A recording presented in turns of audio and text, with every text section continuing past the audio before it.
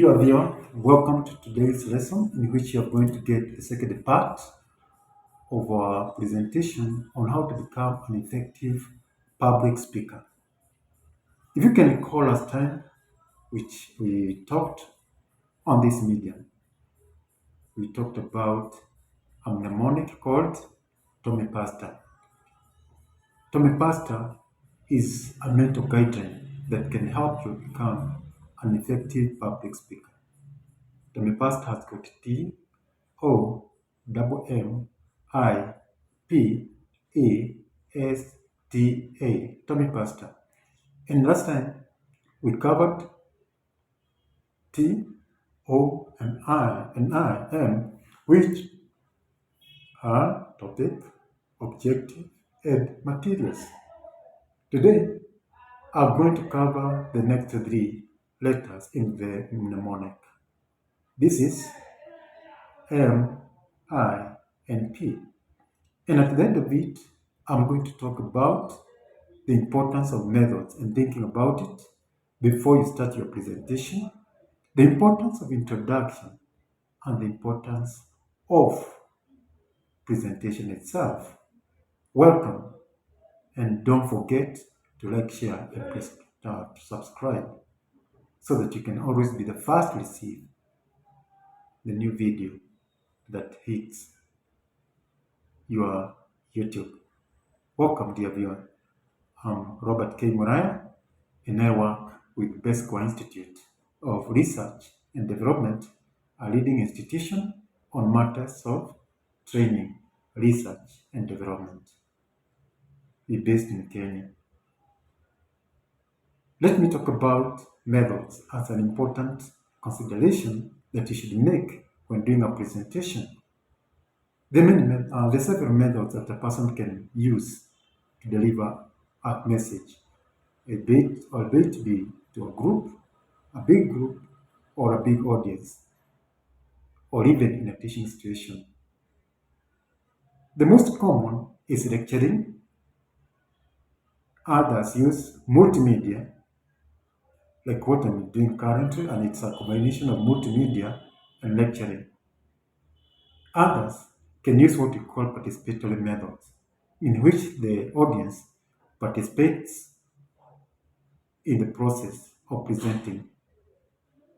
It is the best, but very hard to achieve, but it is very good when a presenter is able to do what we call participatory learning. Most often, we find ourselves doing lecturing, where you use words, and when you're talking to an audience using the lecturing method, it's important to have clarity in your speech, let the sounds come out clearly, and also use several ways of making your presentation exciting.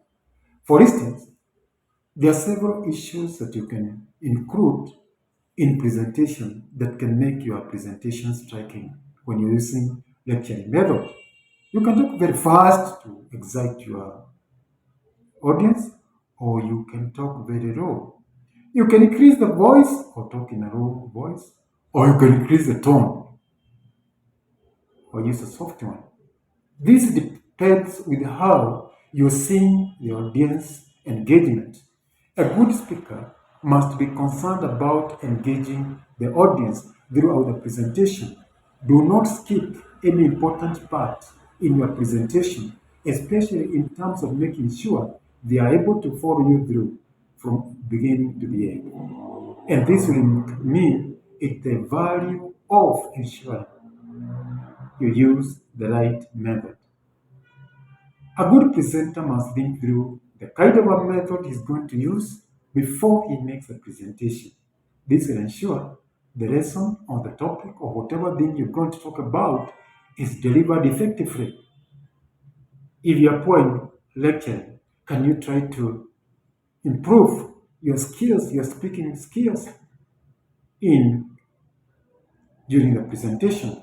And remember, communication has got what we call the verbal and the non-verbal. Verbal is where you're using words, but where you are able to see your audience You can also utilize nonverbal cues.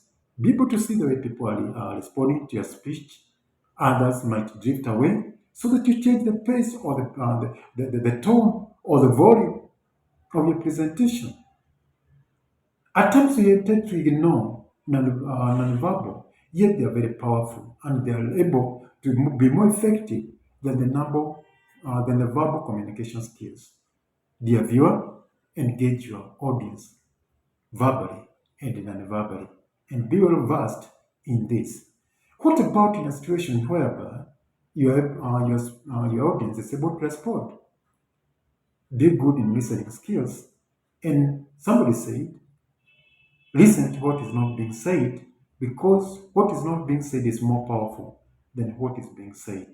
Dear viewer, in a situation whereby your audience is responding, be keen to listen and listen keenly so that you are able to interpret it in the right way.